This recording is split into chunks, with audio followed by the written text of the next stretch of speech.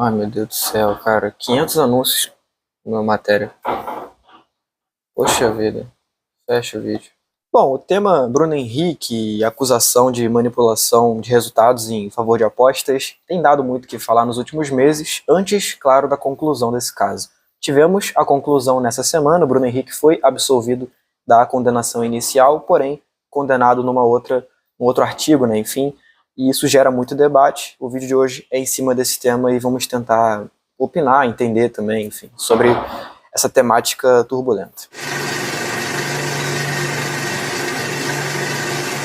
Bom, o Bruno Henrique, ele teve envolvido basicamente com uma suspeita de manipulação de resultados. Foi detectada uma conversa entre ele e o irmão dele, na qual ele fala para o irmão que receberia um amarelo numa partida em que ele já estava pendurado, um costume até no esporte, né? O cara, quando tá pendurado e tem jogo importante em outras rodadas à frente, ele já toma um amarelo para poder ficar suspenso num jogo mais fácil, né?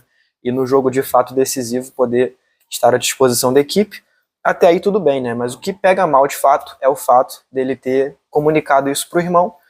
E aí o irmão, que eu acho que foi de fato o malfeitor assim da história, isso indo pelo caminho realmente de uma ingenuidade do Bruno Henrique, porque aproveitou dessa informação para poder fazer uma aposta e lucrar em cima disso, desse cartão amarelo.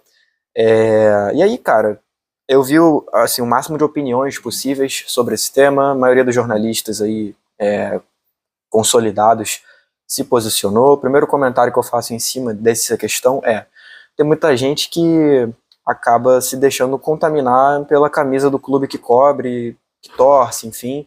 Então, assim, eu vi muito jornalista torcedor do Fluminense, jornalista torcedor, é um termo agora que é comum, isso vale até pra mim, que, cara, digamos, teve uma má vontade com o tema, que eu acho que é normal.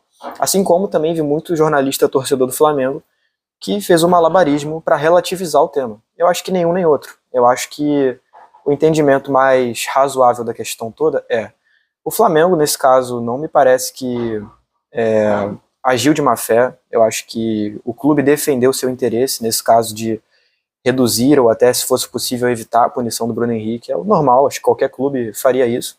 O problema é a justiça desportiva fornecer brechas suficientes para que isso aconteça. E é problemático porque em casos similares a gente viu que o desfecho não foi o mesmo, né? O caso do Aleph Manga eu acho que é o grande exemplo. O Aleph Manga ficou de 23 a 25 sem poder atuar profissionalmente, tanto aqui no Brasil quanto no mundo todo, por um caso até um pouco mais avançado, o caso do Aleph, de fato. Ele forneceu informações privilegiadas para apostadores, então é um agravante, digamos assim, mas é uma natureza parecida, afinal de contas é o fornecimento de informação privilegiada e que, no caso do Bruno, volto a dizer, não posso afirmar, mas, assim, seja de forma intencional ou não, gerou ali uma vantagem, né, financeira, esportiva também, por que não? Porque você ter uma informação privilegiada como essa te bota à frente de outros na aposta. E, nesse caso, é uma punição que, para mim, é irrisória, assim. A punição, no caso, foi em cima do artigo 191, a linha 3 do CBJD, que é o Código Brasileiro de Justiça Desportiva, basicamente, onde tem ali todos os artigos condenáveis e tudo mais. E a punição do Bruno Henrique foi basicamente pagar uma multa de 100 mil reais. Cara, o Bruno Henrique, com certeza, com um salário dele já resolve esse problema. Não é para ele, assim, tanto faz 100 mil reais. E sendo que a punição inicial, prevista no outro artigo, era de uma punição ali de mais ou menos 20 jogos, né? O julgamento, que foi no Tribunal Pleno do STJD, ele teve votação bem até diversificada. A maioria, naturalmente, como foi o resultado, votou pela troca, né, do artigo para condenação em si, que é esse o artigo 191, que é a multa de 100 mil reais e nenhuma punição em jogos.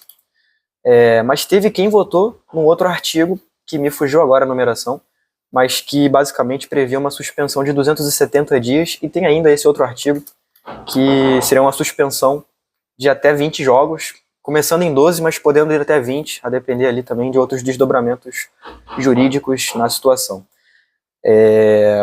Assim, como eu disse há pouco, eu acho que é uma coisa que tem tido muitas opiniões, né, e acho que o maior problema nesse caso todo é quem usa do contexto em que está inserido para poder deformar essa opinião. Mas uma coisa que eu acho que tem que ser unânime isso não é o justo. eu tenho um grande exemplo, é um cara que eu admiro muito até, que é o Mauro César Pereira. É identificadíssimo com o Flamengo, ele nunca escondeu ser Flamengo, né? E ele fez uma matéria, eu acho que pro UOL, ou pra Jovem Pan, não lembro, ele trabalha pros dois, eu não sei pra qual deles, eu sei que eu li a matéria. E, cara, ele critica essa decisão, e os argumentos dele são muito sólidos, tá? Basicamente, resumindo tudo que é dito ali, dá a sensação de impunidade. E o principal, abre um precedente.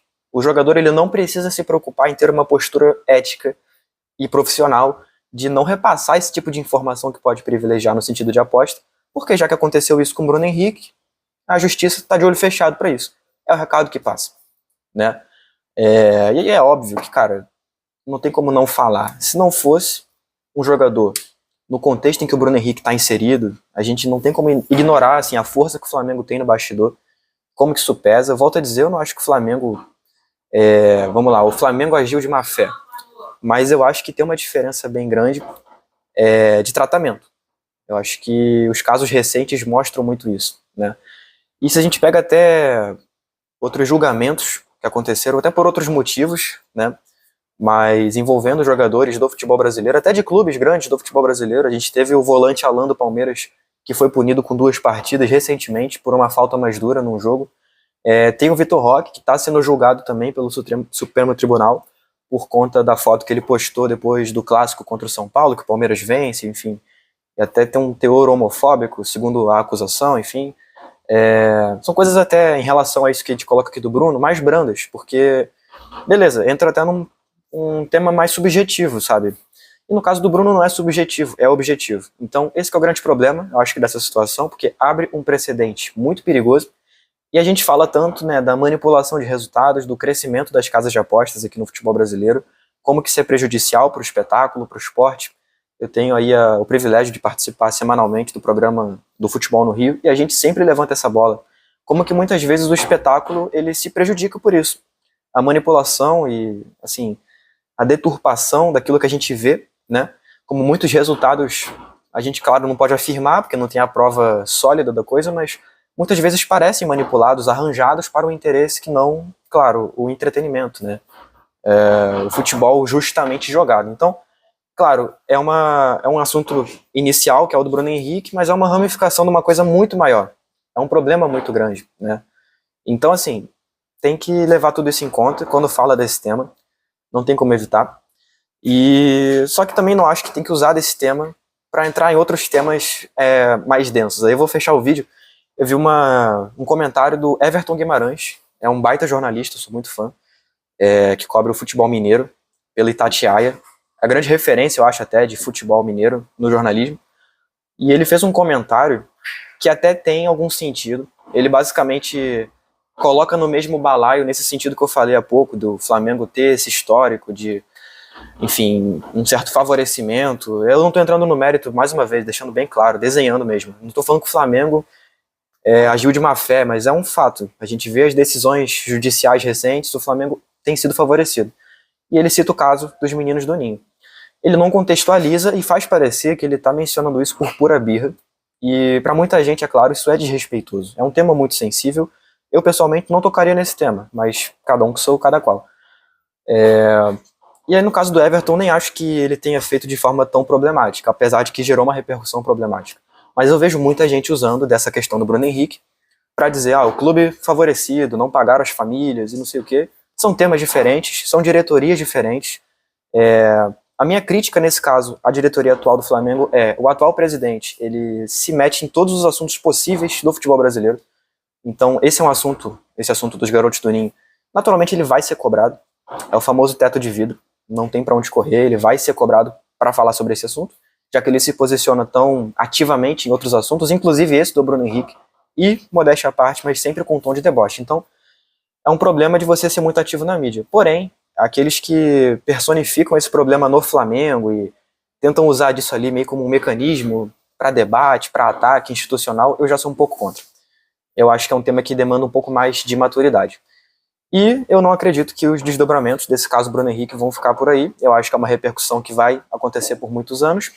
E principalmente quando a gente tiver algum caso parecido a esse. E aí vai depender do desfecho. Se a punição for parecida com a do Bruno Henrique, É complicado porque vai ficar claro que abriu-se um precedente, que os jogadores definitivamente podem fornecer informações à torta e direito e que não vai ter problema.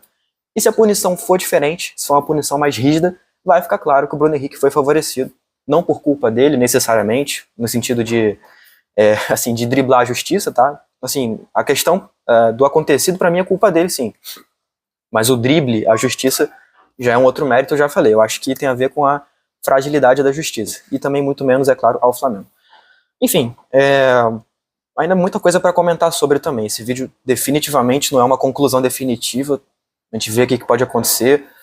Ainda existem chances de recorrência, né, assim, tentar recorrer ao caso, né, enfim, o Ministério Público, principalmente.